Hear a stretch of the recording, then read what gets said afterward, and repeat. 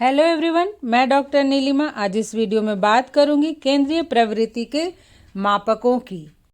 Topic पर चर्चा करने से पहले यदि आप बीएड के सिलेबस का हिंदी ट्रांसलेशन चाहते हैं या फिर कोर्स 1, 2, 3, 5 और 10 के सभी टॉपिक्स के वीडियो चाहते हैं तो डिस्क्रिप्शन बॉक्स में लिंक दिया हुआ है, आप वहां जाकर देख सकते हैं।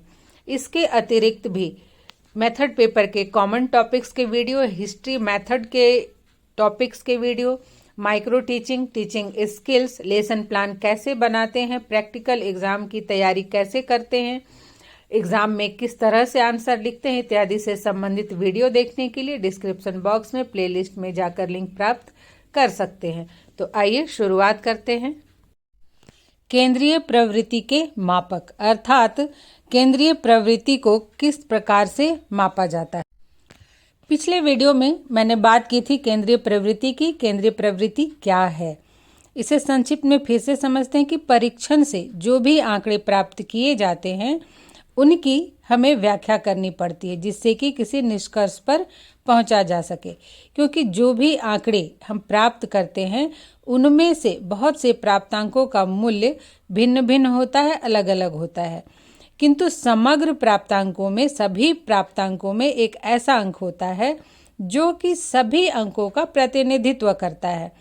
अब यदि आंकड़ों को जब उनके मान के अनुसार सजाया जाता है तो आंकड़ों के मध्य में एक ऐसा अंक होता है जिसके चारों ओर वितरण के सभी अंक केंद्रित होते हैं। जैसे कि एक कक्षा में 7 विद्यार्थी हैं, उन्होंने जो अंक प्राप्त किए उनके प्राप्तांक इस प्रकार से हैं 20, 30, 40, 50, 60, 70 और 80। यदि इन्हें देखें, इन आंकड़ों को देखें तो इससे यह पता चलता है कि इनमें 50 है वो एक ऐसा अंक है जो शेष समअंकों का प्रतिनिधित्व करता है। सांख्यिकी भाषा में केंद्रीय योग्यता या केंद्रीय प्रवृत्ति की माप द्वारा ही प्रकट की जाती है। मतलब ये जो केंद्रीय प्रवृत्ति है इसके मापकों की सहायता से हम आसानी से प्रकट कर सकते हैं, केंद्रीय प्रवृत्ति को ज्ञात कर सकते हैं। अब हम देखते हैं केंद्रीय प्रवृत्ति के माप के प्रकार कितने हैं। किसी वितरण या समूह की केंद्रीय प्रवृत्ति का मापन 3 मापकों द्वारा किया जाता है। नंबर 1 है माध्य या मध्यमान या औसत मान, 2 है माध्यिका और 3 है बहुलक या बहुलांक। सबसे पहले हम देखेंगे माध्य या मध्यमान को, जिसे इंग्लिश में मीन कहते हैं। सांख्यिकी में जिसे मध्यमान कहते हैं, सामान्य गणित की भाषा में उसे औसत कहते हैं। संकेत के रूप में माध्य को एम चिन्ह द्वारा प्रदर्शित किया जाता है। मध्यमान ज्ञात करने का सबसे सरल तरीका यह होता है कि संख्याओं के जोड़ को उनकी संख्या से भाग कर दिया जाता है। मध्यमान किसी समूह की केंद्रीय प्रवृत्ति को प्रकट करने वाला वह मान है जिसके दोनों ओर विचलन समान होते हैं। दोनों ओर विचलन का योग 0 होता है। इसका प्रयोग अव्यवस्थित तथा व्यवस्थित दोनों प्रकार के आंकड़ों के लिए किया जाता है। अब हम मध्यमान की परिभाषा देखते हैं। सबसे पहली परिभाषा वह है फर्ग्यूसन महोदय की। इन्होंने कहा है कि मध्यमान वह मान है जो संख्याओं के योग को उनकी संख्या से भाग देने पर प्राप्त होता है। नंबर 2 है जो परिभाषा वह है FC मिल्स की। इन्होंने कहा है कि माध्य किसी वितरण का संतुलन केंद्र है। अब हम देखेंगे कि मध्यमान की गणना कैसे करते हैं। माध्य संबंधी आंकड़े 2 प्रकार के हो सकते हैं, अर्थात जो हम आंकड़े प्राप्त करते हैं तो वो 2 तरह के होते हैं। एक होते हैं अवर्गीकृत आंकड़े और दूसरे होते हैं वर्गीकृत आंकड़े। अब हम देखेंगे कि अवर्गीकृत आंकड़ों से माध्य कैसे निकालते हैं। यहाँ पर आप देख रहे हैं कि कुछ अवर्गीकृत आंकड़े दिए गए हैं, अर्थात इन्हें सजाया नहीं गया है। इनका जो सूत्र होता है उसमें m है माध्य, सिग्मा या समीशन x आंकड़ों का योग और n है आंकड़ों की संख्या। सबसे पहले सिग्मा x निकालेंगे जिसमें जो भी आंकड़े हैं उन सब को जोड़ देंगे। जोड़ने से यहाँ देखिए 109 आया। अब यहाँ जो आंकड़े हैं वो संख्या में 10 है। अब इन्हें हम सूत्र में लिखेंगे 109/10 और आंसर इसका आया 10.9। तो इस तरह से अवर्गीकृत आंकड़ों में माध्य निकालने की जो विधि है उसके स्टेप्स हैं कि सबसे पहले नंबर 1 सभी प्राप्तांकों का योग निकालें, फिर नंबर 2 प्राप्तांकों की कुल संख्या निकालें और थर्ड है प्राप्तांकों के मान को सूत्र में लिखकर उत्तर की गणना करें। अब हम देखेंगे कि वर्गीकृत आंकड़ों में मध्यमान कैसे निकालते हैं। वर्गीकृत आंकड़े संबंधी प्रश्नों को दो प्रकार से हल किया जाता है, एक है लॉन्ग मेथड और दूसरा है शॉर्ट मेथड। हम यहाँ लॉन्ग मेथड को देखते हैं, नाम से लॉन्ग मेथड है पर इजी ज़्यादा यही है। इसका जो सूत्र है, फार्मूला है m = सिग्मा fx/n, जहाँ m माध्य है और सिग्मा fx प्राप्तांक और आवृत्ति की गुणा का योगफल है और n है वह आवृत्तियों का योग है। एक उदाहरण से हम देखते हैं।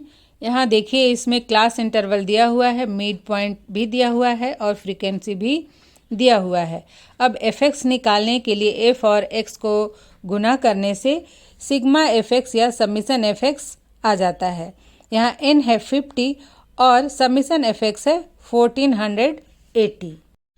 अब हम जो n है और सबमिशन fx है उसे सूत्र में सजाएंगे 1480/50 और इसका आंसर होगा 29/60।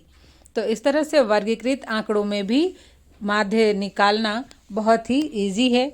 इसके जो स्टेप्स हैं वो हैं, प्रत्येक वर्गांतर का मध्य बिंदु x ज्ञात करें, मध्य बिंदु को आवृत्ति में गुणा करें और प्राप्त सभी का योगफल अर्थात fx निकालें और n प्राप्त करने के लिए सभी आवृत्तियों को जोड़ें और अंत में प्राप्त मानों को सूत्र में प्रतिस्थापित करके अर्थात सूत्र में लिखकर माध्य की गणना करें।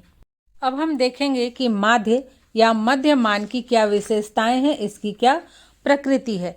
अगर प्रकृति आता है तो थोड़ा सा पॉइंट लिखने का तरीका चेंज कर देंगे और अगर विशेषताएं आता है तो आप ऐसे ही लिख सकते हैं। जैसे कि नंबर 1 है केंद्र की ओर निर्देश। अगर प्रकृति आता है कि माध्य की प्रकृति लिखें तो आप लिखेंगे कि माध्य केंद्र की ओर निर्देश देती है।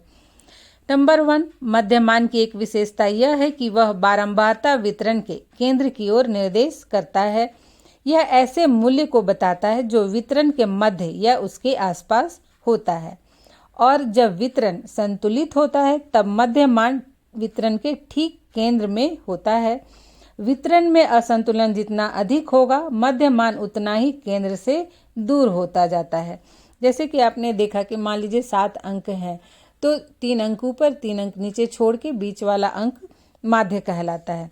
नंबर 2 है वितरण की प्रसामान्यता का ज्ञान। अगर प्रकृति है तो आप लिखेंगे कि यह वितरण की प्रसामान्यता का ज्ञान प्रदान करती है।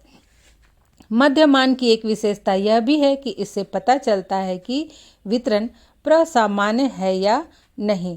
प्रसामान्य वितरण होने पर मध्यमान ठीक केंद्र में होता है। प्रसामान्य अर्थात नॉर्मल। मध्यमान माध्यिका तथा बहुलक में कोई अंतर नहीं होता है। तीसरी जो विशेषता है अर्थात नंबर 3 है प्राप्तांक के परिवर्तन से माध्य में परिवर्तन। वितरण के किसी भी प्राप्तांक में परिवर्तन होने पर मध्यमान में भी परिवर्तन देखा जाता है। नंबर 4 है वितरण का संतुलन बिंदु। प्रकृति आए तो आप लिखेंगे कि यह वितरण का संतुलन बिंदु होता है। मध्यमान की एक विशेषता यह भी है कि यह किसी वितरण का संतुलन बिंदु होता है। इसके ऊपर कोई प्राप्तांक हो तो इसे धनात्मक विचलन कहेंगे या यदि कोई प्राप्तांक इसके नीचे हो तो इसे ऋणात्मक विचलन कहेंगे। जैसे कि 105, 100, 95, 90 तथा 85 का मध्यमान 95 है। यहाँ पर जो प्राप्तांक है 105 और 100 मध्यमान से ऊपर है, इसलिए यहाँ पर 100 - 5 = 5 तथा 105 - 95 = 10 धनात्मक विचलन हुए। इसी तरह 90 तथा 85 मध्यमान से नीचे हैं, अतः यहाँ पर 90 - 85 = -5 तथा 85 - 95 = -10 ऋणात्मक विचलन हुए। अब नेक्स्ट जो विशेषता है नंबर 5 वो है प्रतिदर्श की स्थिरता। सामान्य परिस्थितियों में माध्यिका तथा बहुलक की तुलना में मध्यमान में प्रतिदर्श में स्थिरता अधिक पाई जाती है। इसका मुख्य कारण यह है कि प्रतिदर्श के घटने बढ़ने का अधिक प्रभाव मध्यमान पर नहीं पड़ता है। अब हम देखेंगे कि मध्यमान के गुण और उपयोगिताएं क्या क्या हैं। इसे आप महत्व और उपयोगिताएं भी लिख सकते हैं। बारंबारता वितरण की केंद्रीय प्रवृत्ति की माप के रूप में मध्यमान की कई उपयोगिताएं हैं। जैसा नंबर 1 है मानदंड का संकेत। मध्यमान से किसी समूह या वितरण के औसत का बोध होता है। इससे समूह वितरण के मानदंड का भी संकेत मिलता है। नंबर 2 है संतुलन का संकेत। मध्यमान से किसी समूह या वितरण के संतुलन का भी संकेत मिलता है। जब किसी समूह या वितरण के मध्यमान, माध्यिका तथा बहुलक में थोड़ा अंतर होता है, तब इससे यह पता चलता है कि समूह या वितरण थोड़ा संतुलित है। लेकिन इन तीनों मामलों में अंतर जितना ही अधिक होता है, उस समूह या वितरण के उतना ही अधिक असंतुलित होने का संकेत भी मिलता है। और जब तीनों के बीच का अंतर शून्य होता है, तब वह वितरण बिल्कुल संतुलित होता है। इसे प्रसामान्य वितरण कहते हैं। स्पष्ट है कि मध्यमान से किसी वितरण समूह के स्वरूप को समझने में आसानी होती है। तीसरी जो उपयोगिता है मध्यमान की, अर्थात नंबर 3, वह है तुलनात्मक अध्ययन संभव। मध्यमान की एक उपयोगिता यह भी है कि इसके आधार पर दो या अधिक समूह या वितरणों का तुलनात्मक अध्ययन करना संभव होता है। जैसे किसी वर्ग के सभी लड़कों तथा लड़कियों के प्राप्तांकों के मध्यमान अलग अलग निकाले जाएं, तो इससे यह पता चल सकता है कि उपलब्धि के दृष्टिकोण से लड़कियों तथा लड़कों में कौन श्रेष्ठ है। नंबर 4 है आंकड़ों के विभिन्न प्रकार से सांख्यिकी परिकलन। मध्यमान की उपयोगिता दूसरी कई सांख्यिकी को निकालने के संबंध में भी देखी जाती है, जैसे कि मानक विचलन, औसत विचलन मूल्य, सहसंबंध आदि के परिकलन में भी मध्यमान सहायक होता है। इसके पश्चात है नंबर 5, अधिक स्थिरता। गैरेट महोदय ने कहा है कि केंद्रीय प्रवृत्ति की तीनों माप को, अर्थात मध्यमान, माध्यिका तथा बहुलक में मध्यमान सबसे अधिक स्थिर होता है। इसमें सबसे अधिक स्थिरता पाई जाती है। अतः जहाँ कहीं केंद्रीय प्रवृत्ति की स्थिर माप की आवश्यकता हो, वहाँ मध्यमान का व्यवहार करना ही अधिक उपयोगी होता है। अब हम देखेंगे कि मध्यमान के कौन कौन से दोष हैं और उसकी सीमाएं क्या है। उपरोक्त गुणों के बावजूद इसमें कुछ निम्नलिखित दोष भी हैं। नंबर 1 है कि इसका सबसे गंभीर दोष यह है कि अंक के निरीक्षणों का गहरा प्रभाव मध्यमान पर पड़ता है। नंबर 2 है मध्यमान का निर्धारण ना तो निरीक्षण से संभव है और ना ही ग्राफीय विधि से।